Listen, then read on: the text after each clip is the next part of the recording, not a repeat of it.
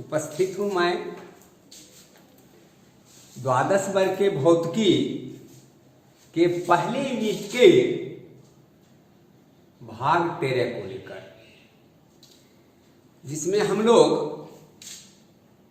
Gauss के नियम के अनुप्रयोग का अध्ययन करेंगे। मूल रूप से गॉस के नियम का प्रयोग हम लोग विद्युत क्षेत्र ज्ञात करने के लिए करते हैं। जैसा कि आपको जानकारी है, किसी बिंदु का विद्युत क्षेत्र कूलॉम नियम से भी ज्ञात किया जा सकता है। किसी आवेश Q के कारण उससे r दूरी पर विद्युत क्षेत्र का मान E बराबर 1/4πε0 Q बटे r स्क्वायर होता है, जो कि बड़ी आसानी से कूलॉम के नियम से प्राप्त होता है। तब यह दूसरे नियम की क्यों आवश्यकता पड़ी? तो जब आवेश खास तरह से अभिविन्यासित हों, तब इनके कारण किसी बिंदु का विद्युत क्षेत्र ज्ञात करने में कूलॉम का नियम सक्षम तो है, लेकिन बहुत अधिक मेहनत और संघर्ष की आवश्यकता है। जब खास तरह से आवेश अभिविन्यासित हो, तब हम किसी बिंदु का विद्युत क्षेत्र ज्ञात करने के लिए अगर गॉस के नियम का उपयोग करें, यह बहुत आसानी से निकलेगा। जैसा कि यहां है, एक समान रूप से आवेशित अनंत लंबाई वाले सीधे तार के कारण किसी बिंदु का विद्युत क्षेत्र, एक समान रूप से आवेशित अनंत लंबाई वाले किसी सीधे तार के कारण किसी बिंदु का विद्युत क्षेत्र। माना कि अनंत लंबाई का एक समान रूप से आवेशित कोई सीधा छड़ है, इसका रैखिक आवेश घनत्व तो लेम्डा है। पिछले दिनों आप लोगों ने रैखिक आवेश घनत्व देखा। प्रति एकांक लंबाई पर आवेश, यदि तार एक समान रूप से आवेशित हो, तब इसके प्रति एकांक लंबाई पर जितना आवेश रहता है, उसे हम इसका रैखिक आवेश घनत्व कहते हैं। इसका रैखिक आवेश घनत्व लेम्डा है। इस छड़ से r दूरी पर P कोई बिंदु है जहां विद्युत क्षेत्र की तीव्रता ज्ञात करना है। इस तार के कारण ही विद्युत क्षेत्र की तीव्रता ज्ञात करना हमको P बिंदु पर। अब हम लोग ये निकालने के लिए क्या करेंगे, जो इस तार को सममित अक्ष मानकर r त्रिज्या और l लंबाई का, r त्रिज्या और l लंबाई का एक बंद बेलनाकार गॉसीय तल का निर्माण करेंगे। अब यहां गॉसीय तल, वह बंद तल जो गॉस के नियम को लगाने के लिए बनाया जाता है, उसे गॉसीय तल कहते हैं। हमने एक बंद गॉसीय तल बनाया, तार को सममित अक्ष मानकर। आपके कलम में जो लीड है वो बेलनाकार कलम है, तो उसका लीड उसका सममित अक्ष हुआ। तो गॉसीय तल बनाया, तार को सममित अक्ष मानकर r त्रिज्या और l लंबाई का एक बंद गॉसीय तल बनाया,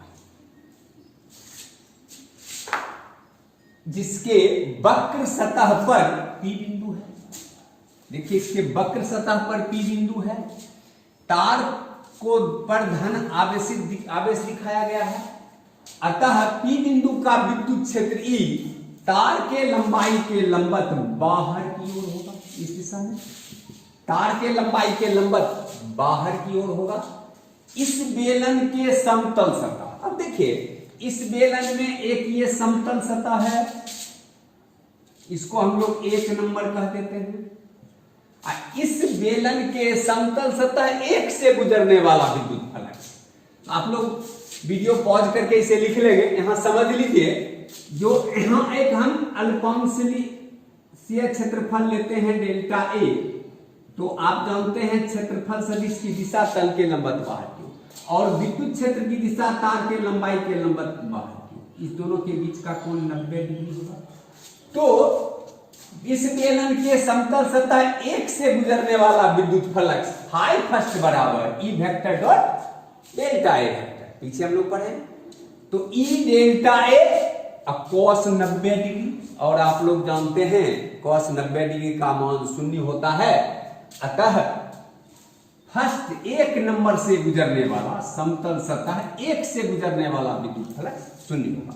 इसी प्रकार हम समतल सतह 2 से गुजरने वाला विद्युत फ्लक्स निकालें तो यहां भी डेल्टा ए वेक्टर और डॉट ई वेक्टर, इनके बीच का कोण भी 90 डिग्री है।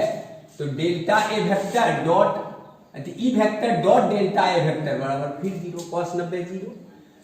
अब हम लोग इस बेलन के वक्र सतह से गुजरने वाला विद्युत फ्लक्स निकालेंगे।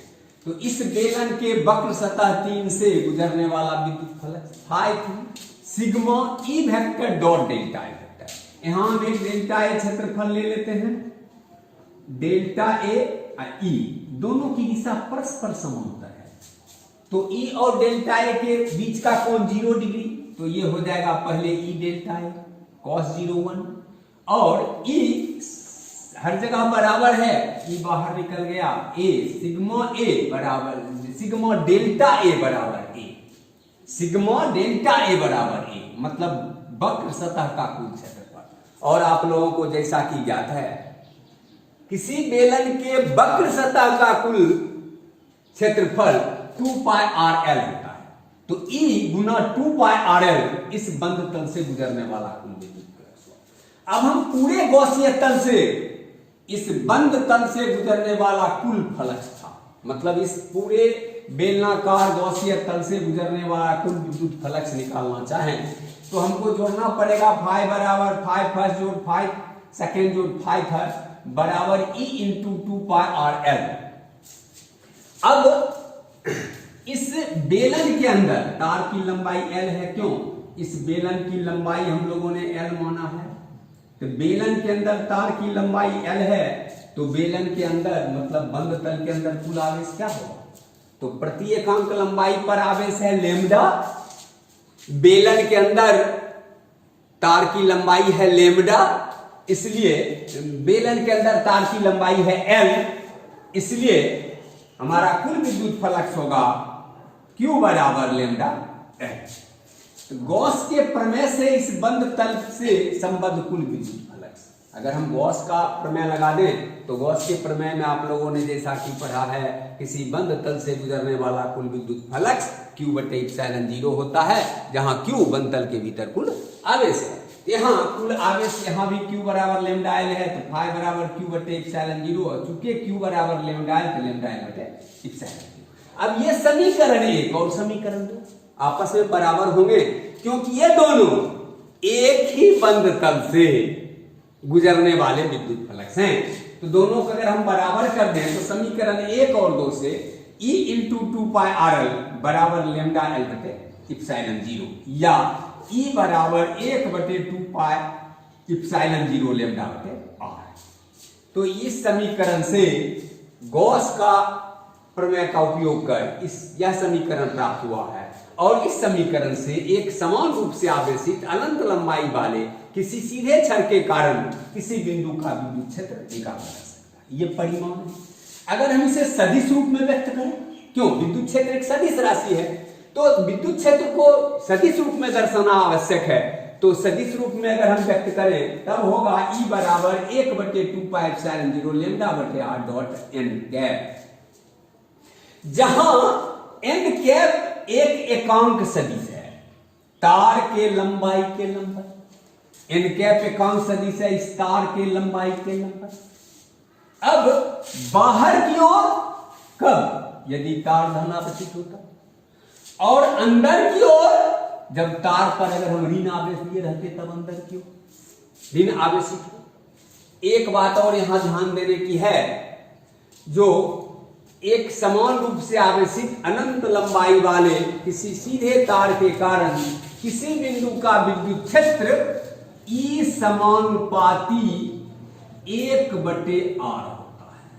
E समानुपाती 1/r होता है।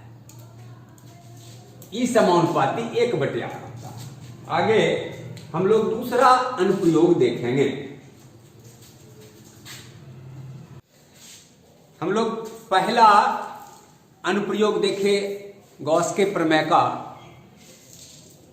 एक समान रूप से आवेशित अनंत लंबाई वाले किसी सीधे तार कहिए, छड़ कहिए, के कारण किसी बिंदु का विद्युत क्षेत्र।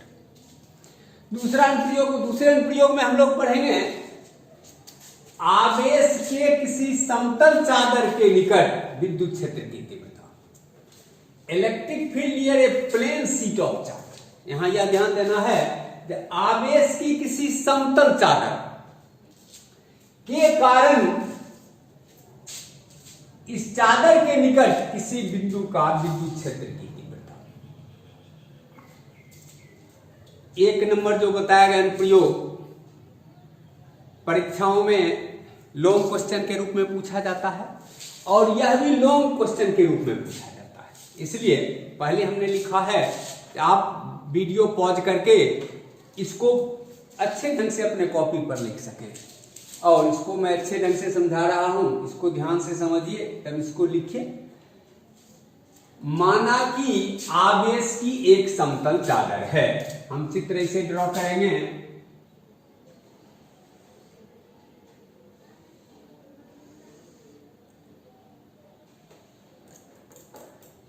आवेश की ये हम लोग बनाए एक समतल चादर। माना कि आवेश की एक समतल चादर है।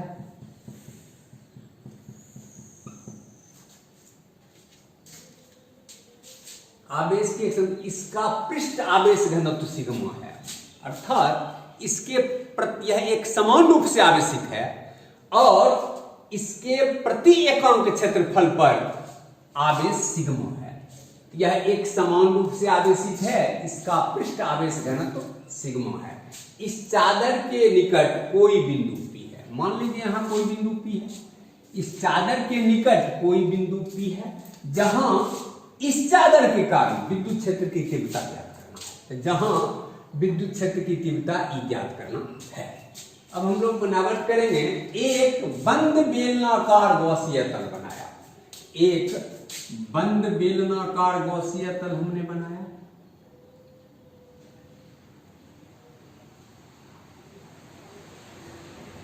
एक बंद बेलनाकार गॉसीय तल बनाया जिसका अक्ष समतल चादर के तल के लंबवत है। अब इसका अक्ष इस समतल चादर के तल के लंबवत है।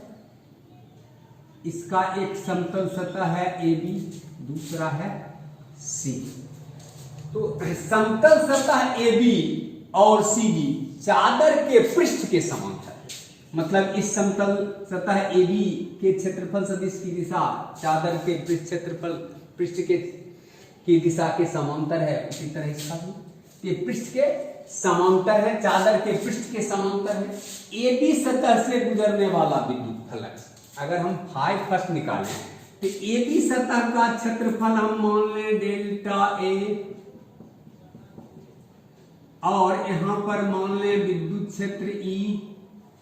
अगर हम P बिंदु का विद्युत क्षेत्र E मान लेते हैं और इस समतल सतह का क्षेत्रफल AB का डेल्टा A मान लेते हैं। P बिंदु इस समतल सतह AB के सतह पर मानते हैं, तब फाई फर्स्ट बराबर E vector dot delta A vector बराबर, यहां हम देख रहे हैं जो दिशा विद्युत क्षेत्र E की है, क्योंकि यहां धनावेशी देखा है तल के लंबवत बाहर, वही दिशा क्षेत्रफल सदिश की दिशा आप लोग जानते हैं तल के लंबवत बाहर की। दोनों ये समांतर हो गए, इनके बीच का कोण 0 डिग्री हुआ, तो E vector dot delta A vector E delta A cos 0 degree बराबर E डेल्टा A। इसी प्रकार सीधी सतह से गुजरने वाला विद्युत फ्लक्स। यहां भी विद्युत क्षेत्र की दिशा चादर के तल के लंबवत बाहर की ओर होगी और डेल्टा ए इसका सीधी का भी बेलन है तो इस समतल सतह का क्षेत्रफल भी डेल्टा ए होगा। यहां हम देख रहे हैं क्या, इस ई की दिशा इस ई के दिशा के विपरीत है। यहां इस डेल्टा ए की दिशा के सापेक्ष इस डेल्टा ए की दिशा भी विपरीत है, इसलिए फिर इस दोनों का गुणनफल उसी के बराबर होगा। फिर यहां कोण 0 डिग्री है तो फाई सेकेंड बराबर E dot delta A, E delta A cos 0 degree, दोनों को माइनस लें तो माइनस माइनस गुना करके प्लस ही होगा, ई डेल्टा ए। तो बेलन के वक्र सतह से गुजर, अब यह बेलन का जो वक्र सतह है इससे गुजरने वाला विद्युत फलक, यहां पर हम एक क्षेत्रफल सदिश ले लेते हैं डेल्टा ए और विद्युत क्षेत्र ई और इस दोनों के बीच का कोण 90 डिग्री। तो यहां बेलन के वक्र सतह से गुजरने वाला विद्युत फलक फाई थर्ड बराबर E vector dot delta A vector E delta A cos 90 degree बराबर 0। हम लोग यहां sigma E delta A cos 90 degree कर देंगे तो sigma E vector dot delta A vector बराबर sigma E delta A cos 90 degree बराबर 0। बंद गॉसियन तल से गुजरने वाला कुल विद्युत फलक फाई बराबर phi first plus phi second plus phi third. अगर हम तीनों को ये जोड़ दें, ये तो 0 है, ये दोनों जोड़ेंगे तो 2 ई डेल्टा ए। तो बंद तल के भीतर कुल आवेश कितना, यहां देखिए इस बंद तल के भीतर क्षेत्रफल कितना आया तो डेल्टा ए। तो आवेश कितना होगा, तो पृष्ठ आवेश घनत्व सिग्मा है तो सिग्मा डेल्टा ए। तो बंद तल के भीतर कुल आवेश Q बराबर सिग्मा जो पृष्ठ आवेश घनत्व है इंटू इसके अंदर क्षेत्रफल डेल्टा ए। तो गॉस के प्रमेय से इस बंद तल से गुजरने वाला कुल विद्युत फ्लक्स फाई बराबर Q बटे एप्सिलॉन 0 सिग्मा डेल्टा ए बटे एप्सिलॉन 0। समीकरण 1 और 2 से हमारा निकल जाएगा 2e डेल्टा ए बराबर सिग्मा डेल्टा ए बटे epsilon, delta A cancel out हो सकता है तो या E बराबर सिग्मा बटे 2 एप्सिलॉन 0। परंतु जैसा कि हम जानते हैं विद्युत क्षेत्र एक सदिश राशि है, इसके दिशा को दर्शाना भी आवश्यक है। तो सदिश रूप में E सदिश बराबर सिग्मा बटे 2 एप्सिलॉन 0 डॉट n कैप, जहां n कैप चादर के पृष्ठ के लंबवत, चादर के पृष्ठ के लंबवत एक एकांक सदिश है। अब बाहर की ओर यदि चादर धनावेशित है और अंदर की ओर यदि चादर ऋणावेशित हो, जो कि यहां धनावेशित है, ऋणावेशित हो। स्पष्टतः एक बात हम देख रहे हैं, जो E समानुपाती सिग्मा, इसमें पृष्ठ घनत्व जितना अधिक होगा विद्युत क्षेत्र उतना होगा। अगली बात जो बहुत महत्वपूर्ण है, जो इस P बिंदु का चादर से क्या दूरी है, इस पर विद्युत क्षेत्र निर्भर नहीं करता है, दूरी से स्वतंत्र होता है। तो ये दूरी हमारा कहीं भी हो, P बिंदु कहीं पर भी हो, इस चादर के सापेक्ष हमारा विद्युत क्षेत्र होगा E बराबर सिग्मा बटे 2 से। सिग्मा अधिक हो विद्युत क्षेत्र अधिक होगा, सिग्मा कम हो तो विद्युत क्षेत्र कम होगा। धन्यवाद। अगला एक और अनुप्रयोग बचा है गॉस के प्रमेय का, जिसे करने के बाद यह समाप्त हो जाएगा यूनिट। धन्यवाद।